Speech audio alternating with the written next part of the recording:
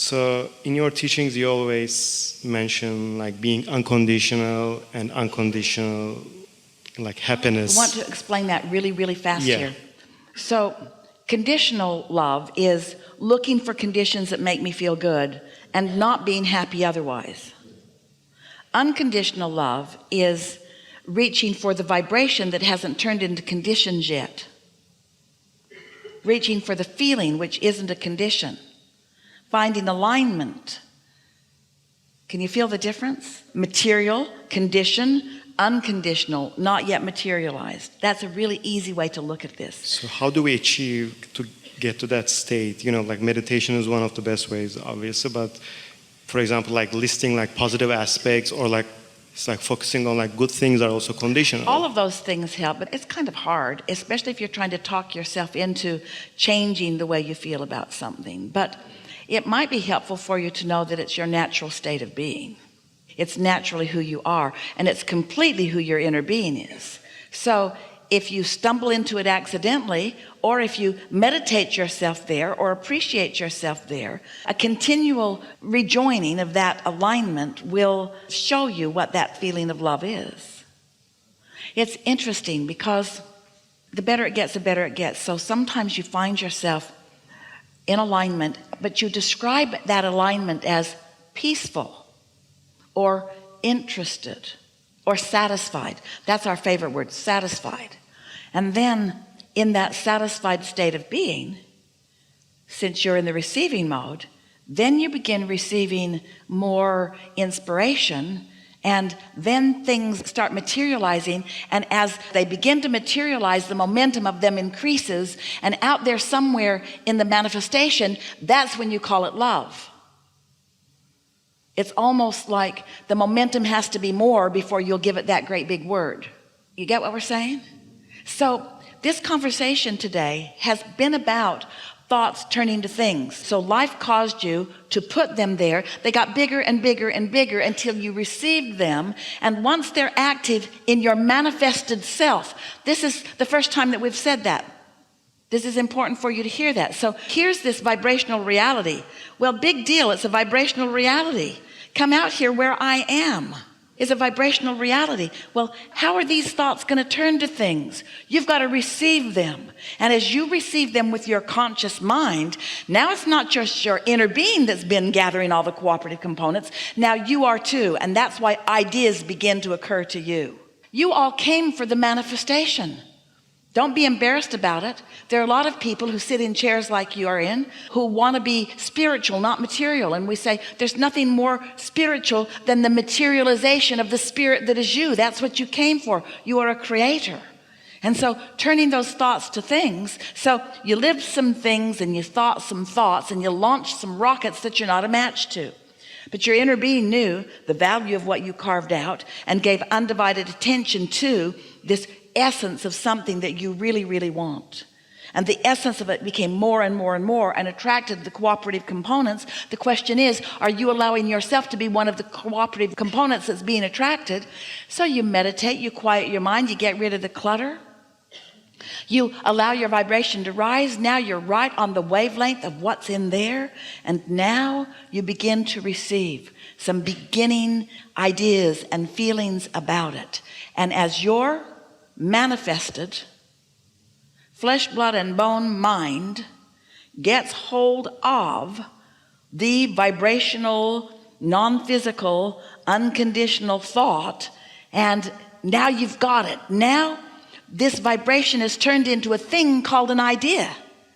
And for most, that's usually when you say, now I have a desire. And we say, now you have a desire that you've recognized as your desire. Before, it was stuff, but it had to get bigger and bigger and bigger, and you had to get ready and ready and ready, and now you received it, and now it's a desire. Is that helpful to you?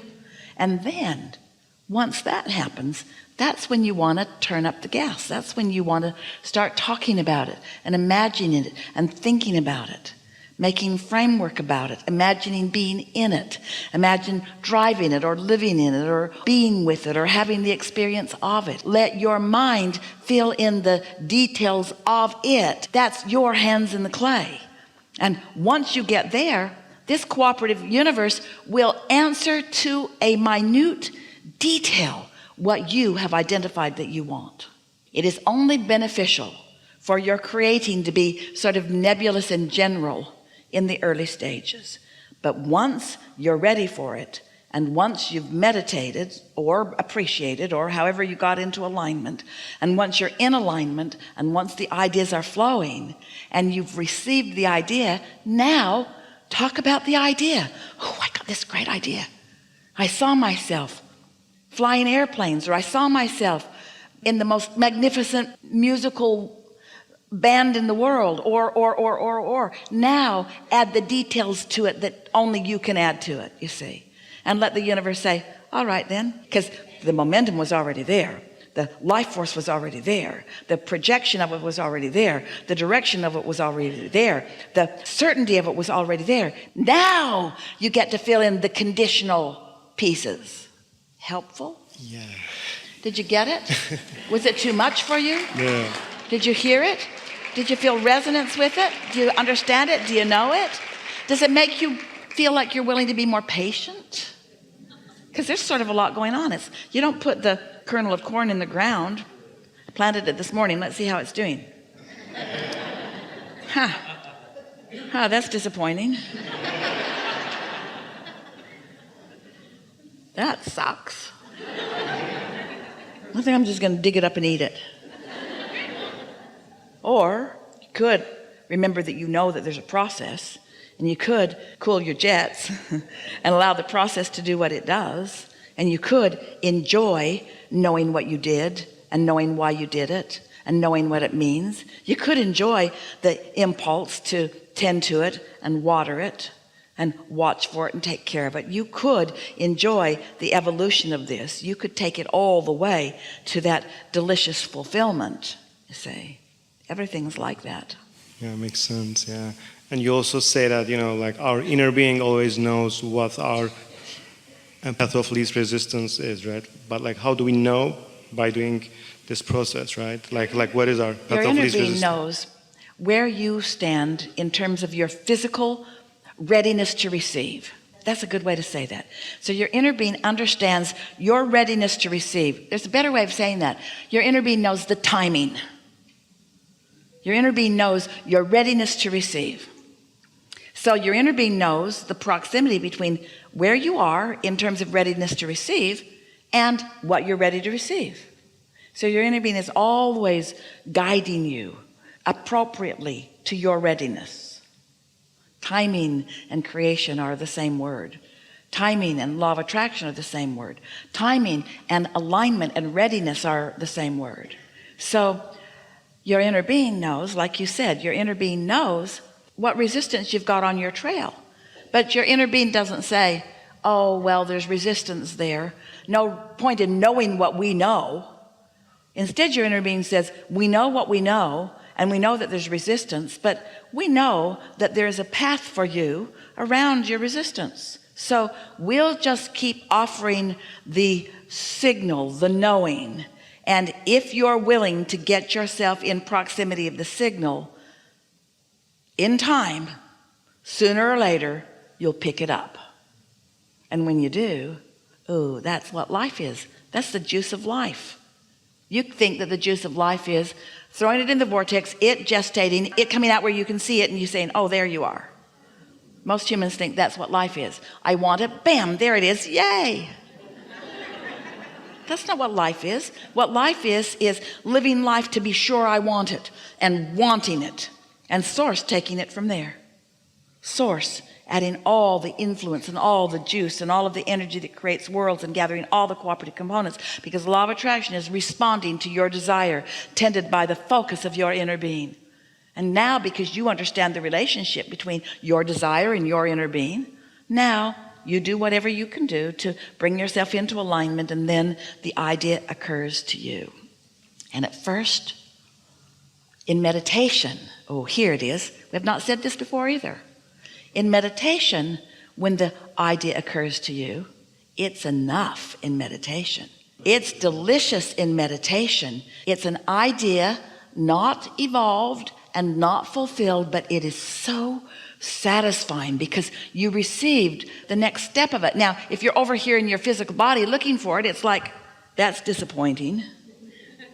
That's disappointing. It's not an idea that I can sell yet. It's not an idea that I can even explain to anybody yet. It's not big enough for me to explain to any other humans. It's not big enough. Well, if you'd stop needing to sell it to other humans or convince other humans about it, if you could just feel the satisfaction of recognizing that there's an idea and finding a willingness within yourself to play it out, oh, are you going to have a really fun experience? People say, where are you going? You say, over here. They say, why? You say, I don't know. Just feels like a good place to go. What are you looking for? Nothing. Then why are you going? It feels really good. What do you expect over there? Good things. Like what? Don't know. Waiting for them to surprise and delight me. Why are you so sure of this? Feels good. I can feel I'm on the track. I know how the laws of the universe work. I've been asking for a lot of things. I know my inner being has been gathering cooperative components. I know it's been expanding, and I know I was in alignment. I know the satisfaction of my meditation. I felt this impulse. I'm going over there. Why? Because I want to, because it feels good. I don't think you should go. Get lost. Don't you think you should come over here where there are meaningful things? Let me show you the things that I've got going. No, your things are not as meaningful to me as my things. This is my creation. I've created this. This is the thing that matters most to me. I'm following this. I might meet you along the way somewhere, but I'm not following you. I'm following this.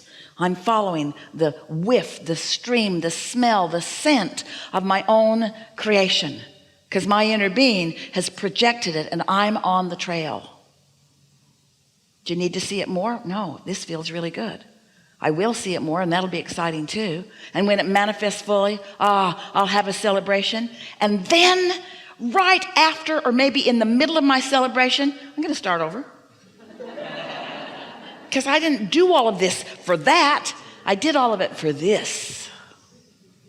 The joy is in the journey. The joy is in the recognizing and the coming into one. The joy is in the riding of the energy, of the being one with the energy, of being one with the energy, which is being one with the clarity, which is being one with the knowing, which is being one with the full creation of it. I'm a creator. I'm not someone who just enjoys piled up creations. This is not a garage sale. Remember all those things you used to like that don't matter anymore? Isn't it the stuff that's now, the active stuff now that you're about? Hello. A question is with two parts. Is it possible to get inside vortex without meditating? Yes. You were born there, and happiness puts you there.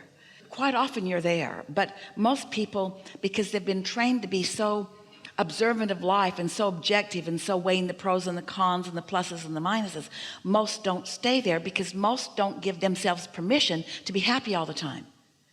Humans have convinced themselves somehow that they need to have some pain and struggle in order to have some advantage. But yes, appreciation takes you right there. Music often transports you there. Often sex often takes you there. Often physical sensations that are satisfying take you there. Meditation is just a tool that we teach because it's really sure. And once you show it to yourself and you utilize it consistently, then you are more likely to maintain that frequency. No one in physical form ever gets there and remains there only because you want step one moments to launch new rockets. The evolution of all species is about that. What about collective consciousness, us as a community and law of attraction? Do we attract as a nation some hurdles, evil, wars, or the good things? You attract as individuals and then you become collective, and so it affects more of you. And you do influence one another because of your observation of one another. So it's not uncommon for what's going on in the collective consciousness of the human mind to be similar, because the more you get together and the more you observe the same things, the more you accomplish those frequencies. But the thing that we've been saying for a really long time, and it's the thing that we most want any of you as individuals to hear from us, it doesn't matter what anybody else or everybody else is doing.